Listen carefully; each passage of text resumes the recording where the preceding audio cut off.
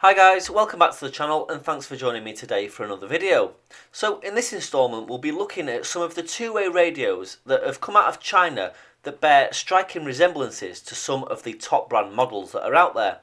Some of these clones are clearly modelled on brand models and others look like direct copies, and it's quite interesting to see them compared and look at that all-important question: do they actually measure up? So let's start with the Zastone UV8DR, a tri-band radio sold under numerous brands which is supposed to be submersible but is in fact not. The radio is basically a Baofeng UV5R in a shell, which is clearly based on the Yaesu VX8DR. You can see the outer shells are almost identical, but the Yaesu is a far more superior radio with 0.5 MHz to 999 MHz continuous receive and APRS functionality with Bluetooth and GPS. Most importantly, the radio transmits on 4 bands as opposed to the 3 on the Zastone and is actually submersible. The Yaesu costs around £250 and the Zastone clone costs around £45.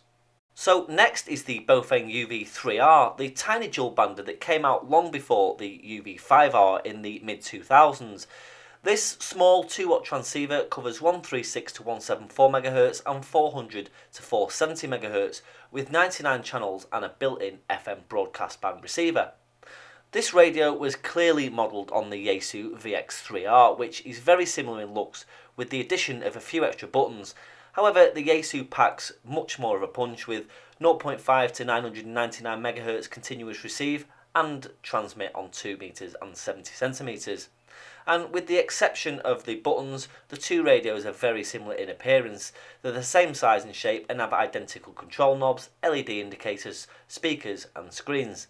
The Yaesu costs around £130 and the Baofeng costs less than £20. Next is the Zastone ZT2R, a radio not commonly found nowadays, but it has 0.5 to 999 MHz continuous receive, which is amazing for a value Chinese radio.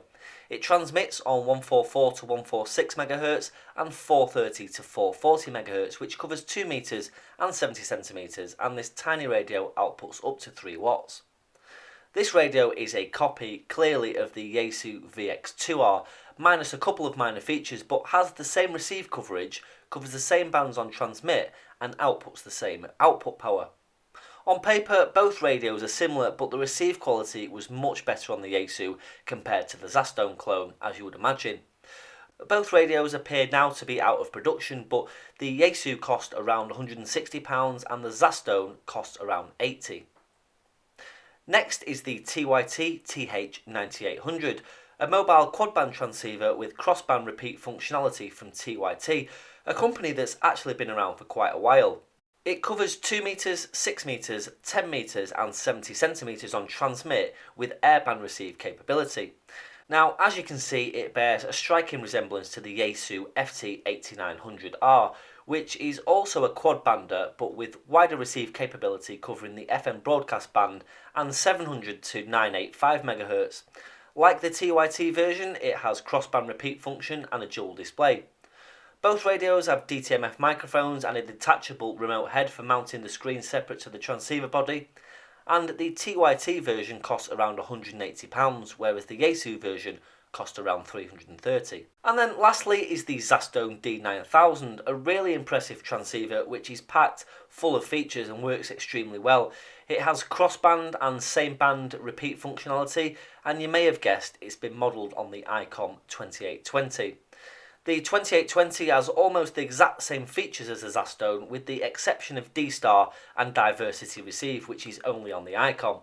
But both radios have dual receive, band scopes, AM airband receive, and a removable remote head. In my experience, this is the closest copy to a top brand radio and is definitely worth a purchase. I actually have both radios and did a comparison last year which explains diversity receive and other things which I'll link at the end of this video. Now, the Zastone costs around £280 and the Icom cost around £450. So, I hope you enjoyed this short video. It's mainly to show some of the quite impressive clones of top brand radios that can be found out there.